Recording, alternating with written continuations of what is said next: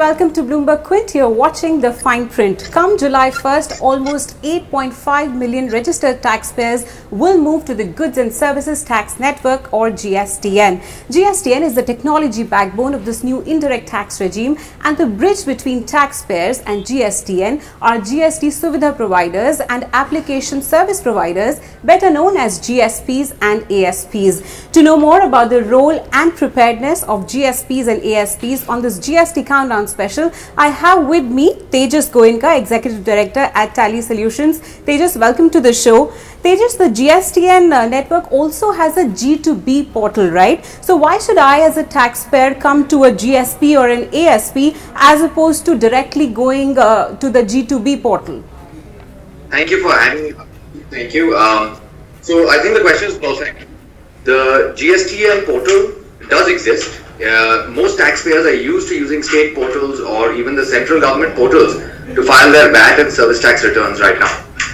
The nature of the return, however, in GST kind of changes a bit. So in GST, the basic concept that has now been introduced by the government is this concept of invoice matching.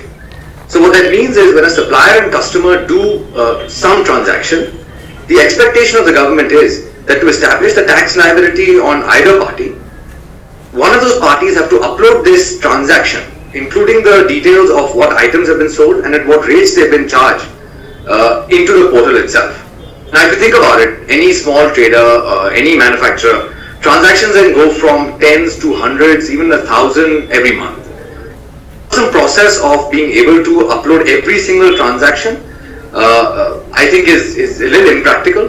So what GSTN has done is they've created this API frame. So what it does is it allows you to integrate your accounting or ERP software on which you're doing this invoicing in any case. And using the API that GSTN provides, your accounting software can now then help you upload these APIs on a much more regular basis. So instead of creating one entry in your accounting system, going out of it, logging into the portal, re-entering the same data, you can do it in one step.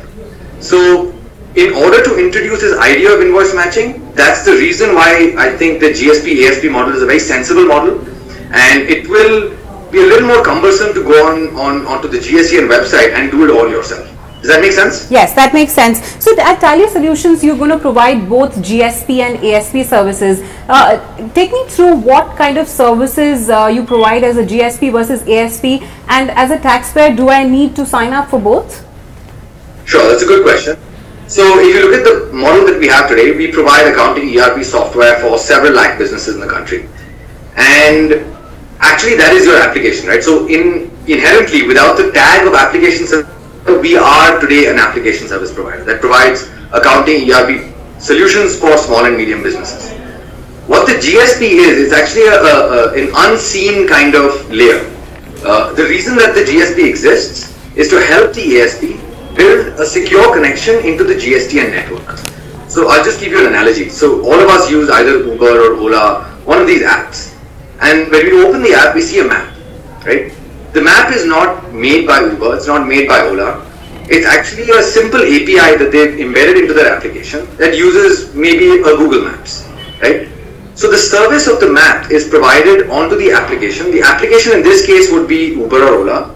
The service provider would be Google. And we don't really know that. So the ASP GSP model works very similarly. You will still see the front end is still going to be your accounting or ERP software.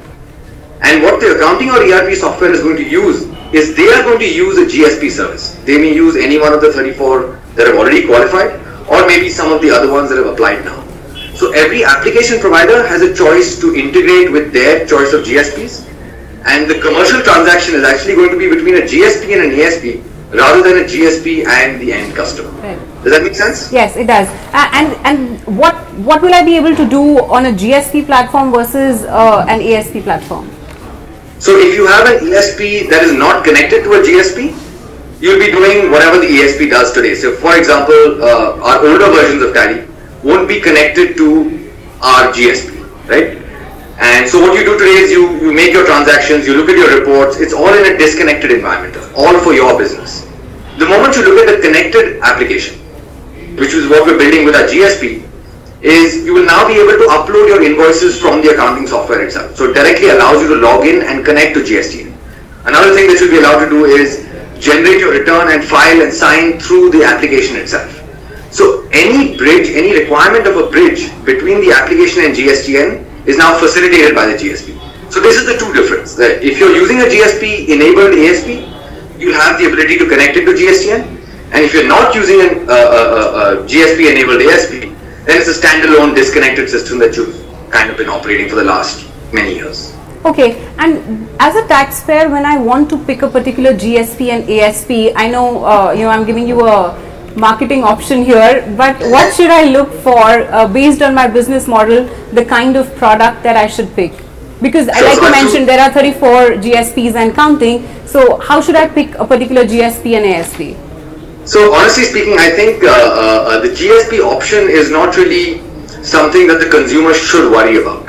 Okay. The consumer should be, and the businessman, the way to look at the state of mind is, listen, I'm using my accounting software, my ERP software, or maybe a separate compliance tool.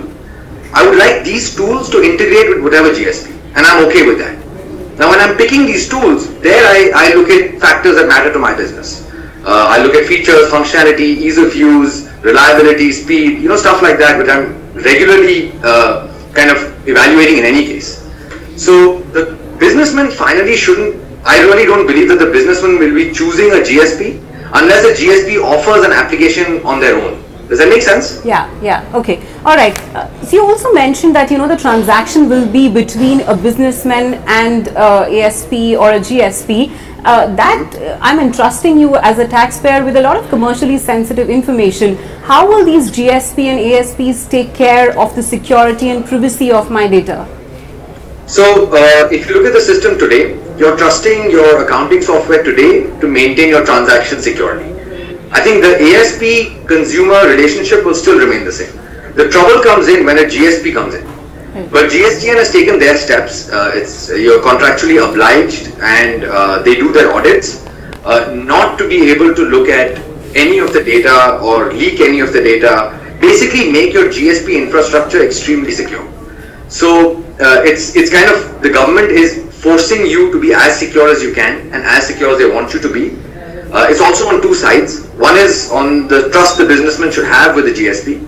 The second is the fact that the GSP is connected to the indirect tax system of the country. So you don't want anything messed up. The businessman should be able to trust you, and so should GSTN. Okay, all right. Talk to me a little, Tejas, about the preparedness of GSPs and ASPs so far, and has there any beta test phasing that you guys have done? Sure. So just to give you a little bit of sense on the infrastructure that we've been preparing. So once we qualified as a GSP in November, we've been prepping our infrastructure at the back to be able to handle a certain capacity that we're expecting. But I think that, and we've been in regular touch with GSTN. So every day, every 2 days, every week, we do have some kind of modifications in their APIs, greater stability, stuff like that. They have been beta testing with us. I do think it's a little bit of pressure on their side because, honestly speaking, the council hasn't been able to freeze all the rules. There are still 5 rules pending to be frozen. And only once you freeze the rules can the IT infrastructure be made to adhere to those rules. So they're cutting it very tight if they're thinking about July. And that's my honest view on GSP readiness. On the ASP side is very similar. If you want a connected ASP to make your life easier as a businessman, I think that the rules have to be frozen, GSTN has to be ready, then your GSP has to be ready, and then you can be ready, right? So it's almost a linear cycle. There's no parallelization that you can actually do here. So on the readiness side, infra may be ready, but the real solution that a businessman can use, I think we're a little while away from that. And I mean, say for instance, we take the next meeting of the GST Council, I imagine is on June 3rd. Yes. From that time to 1st of July, how much time will you need to prepare these solutions? So, I'm assuming that the rules get cleared on 3rd June. So if the rules get cleared, I don't know how long GSTN will take. Once GSTN is ready, then we have to build our infra to make sure that we are ready. We've still got several questions on how the ASP will consume the APIs that GSTN is providing. I'll give you an example. We've got an accounting department, got 8 people in the accounting department. I've been saying that one of the conveniences that GST offers is being able to upload the invoice directly from your accounting system itself. Now, my question is that can all 8 people log into the same GSTIN? Do they need different logins? How will that work? So we don't have too much clarity on stuff like this, operational stuff like this that will help us build the right system and experience for our customers. So if the rules are frozen, I still think GSTN will need some time to make their APIs ready. Not just that, to be able to test it at the scale that India needs. And only then will we be able to see what the ASPs can do. Does that make sense? Yes, yes. So let me jump ahead and also sort of bring in some of the issues that you had mentioned offline to me. One is with regards to the e-way bills and how cumbersome you imagine that they will become. And second is on the input tax credit side. First, let's talk about the e-way bill process. I imagine that e-way bills will sort of give you the journey of a particular set of goods that you are, from the manufacturing state to the consumption state. Why would you imagine that that will become a cumbersome process? So the e-way bill, I'm not sure entirely what the intent of the bill is. If I look at the original intent of GST, 2 big promises that I would take away. The first is the reduction of tax on tax or elimination of tax on tax. The second is that because you're becoming one nation, one tax, it's going to be easier to trade between states, which is not the case right now because of how CST works and the fact that you need a C form. So small traders avoid trading interstate. Now the e-way bill was, I guess, a little bit of a shock, I think, to us and I think to most transporters as well. And people are trying to figure out how do you now start complying with some of the nitty-gritties of what the bill states.